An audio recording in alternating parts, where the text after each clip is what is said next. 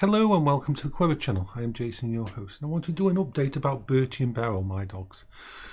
Now, I've always looked after older dogs, rescue dogs from homes and that, because of my lack of ability of leaving the house much. A young dog isn't something that I would have in the house, a puppy or anything like that. So Bertie and Beryl we've had since they were about 6.5 years old, and they're both about between. Beryl's probably just a tiny bit older because we had them both as companions from the place that was looking after them. Were dogs that nobody else wanted. They hadn't been able to find a home for these two, for Bertie and Beryl. For some reason, they just hadn't gelled with everybody. So they're the last dog that we had when my mum was alive. My mum always loved dogs as well. So recently, as you know, Beryl has had, so let's deal with that. She's got a very slow growing cancer inside her, on her liver, and it's definitely spread to her intestines. But it is extremely slow. She's too old to have treatment. She's I mean 15, 16 years old. She's the equivalent to a 100-year-old person. She's still happy though. Both me and the vet, because they came out today to check on both dogs, mainly for Bertie, but I'll get to that in a bit. So Beryl is still eating. She eats only one meal a day, but I make sure she has every kind of food that she can have. Sausages, fried chicken, bacon, all the things that are bad for animals. But in her case, because she's got cancer, it's taking a lot of the goodness out of her system. So she eats she's like half the size of Bertie, and she eats about 3 times as much food as he does, and she actually is still losing weight. I'll tell you what about that shows thingy. But she's not in pain. She's not suffering. I'd never let a dog suffer. Both me and the vet, whenever they come out and check on her, and I haven't come to the house to check on her because I don't, do a checkup to make sure that heart's still okay and that she's not in actual physical pain. She still annoys Bertie. She still rules the house. She still takes his bed whenever she wants, and she wants his food and all that kind of thing. She's still alive. Anybody who's owned dogs knows when a dog is not happy, when it just goes quiet and it's thingy. You can tell. So she's still okay. It's always going to be a fight just to try and make sure that she eats enough, and that's really all we can do with Beryl, is just try to make sure that sometimes I order takeout just for the dogs. Just so, I mean, she can have stuff like burgers and doner meat and anything that interests her, and she'll eat, just to try and fight off the losing of weight. Something that you normally wouldn't give dogs to, because they can get fat, and that fat can affect the thingies. That's not really her problem she's going to have. So she's still okay. The reason for them coming out the vets this time was to check on Bertie, because he's got a nodule, a large lump on his back paw. Now we're pretty sure it's benign, like a cyst and that kind of thing, because he's had it for years. But it's slowly grown to a large size, and we were keeping an eye on it. But the reason we never had surgery on it is because at his age, surgery is very risky. I mean, there can be complications where anaesthetic and so many other problems with surgery, especially with a dog his age. I mean, Staffies usually live till 14, 15 years old. He's already almost 15, and so he's had a good life. So what happened at the weekend was that it burst, it broke, it was bleeding everywhere. I didn't freak out, because in those situations my analytical mind takes over.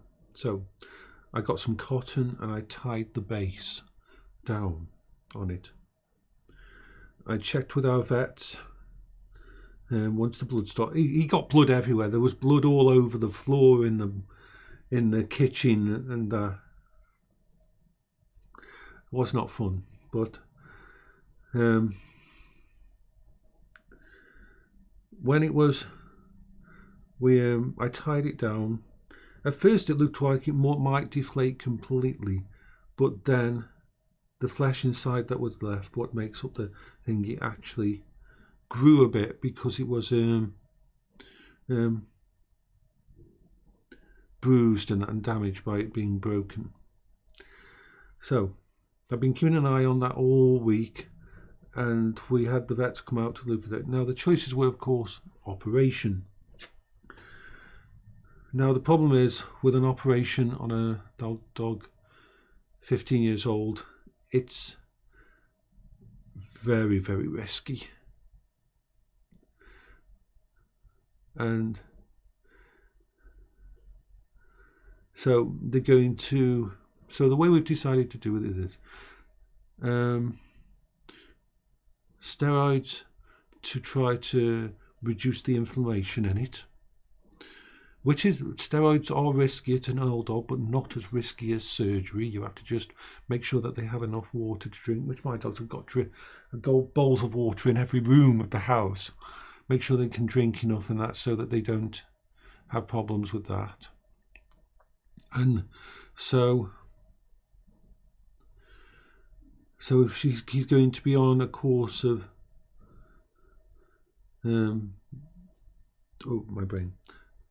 of steroids, and also he's going to be on a course of antibiotics to make sure it doesn't get infected. That's the second one. And he can also, if it causes any pain for him, he can have half a paracetamol twice a day. But this is like the low risk way of dealing with it. Hopefully he'll just heal over, and we just keep an eye on it, and that, because surgery would be a bad idea for a dog his age. But as the vet said, he's in good health. He's not actually, it's not causing him pain or discomfort beyond what normally we would get with that kind of, with a small abrasion and cut on thingy. So that's why. I guess it stressed me out, but he says there's also a chance that because I put cotton on them, these cysts sort of grow out of they're like a skin tag, but they're a great big one. They grow out of a little thing. It's only on one knuckle, but the problem is, he says, if we take it off, and this is the other problem, if we take it off, then the only way to make sure it won't regrow is to remove that, the dogs that have 40, to remove the actual, it's about here on thingy, is to remove the entire knuckle all the way back to thingy. And then we've talked about sending a sample to have it tested whether it's cancer, but the whole point is, at his age, even if it is cancer, there's not much we can do without deteriorating his quality of life. At the moment, even though he's got a paw that's a bit sore, and that's all it is to him, is a sore paw, we've got to just keep an eye on, make sure he's okay, and just, they're going to drop off the tablets to give him in a couple of days. So yeah. my dogs are my babies. I've always looked after them. I've always put them first.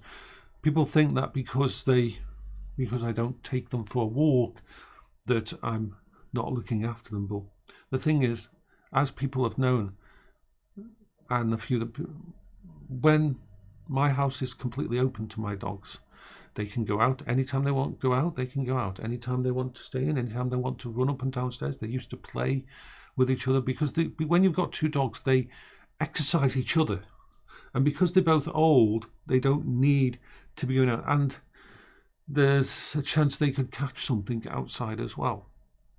So they're happy. At their age, most dogs spend 80-90% of their time sleeping anyway. But yeah, they're still not, both dogs are still have a quality of life and are happy. I mean, in fact, Beryl, not last night, the night before, got on my knee when I was playing Pal World and was actually very interested in the actual animals in Pal World and that. So that was nice to see. So I just wanted to update you all on them both.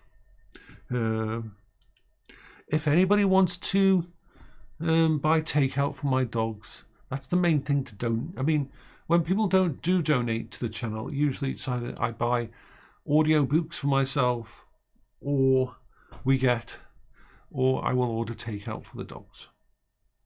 I don't usually these days have out. It's very rare I eat takeout myself because my stomach's better off if I stick to Huel and really basic food. But yeah, I hope you're all having a wonderful day. Bye bye for now.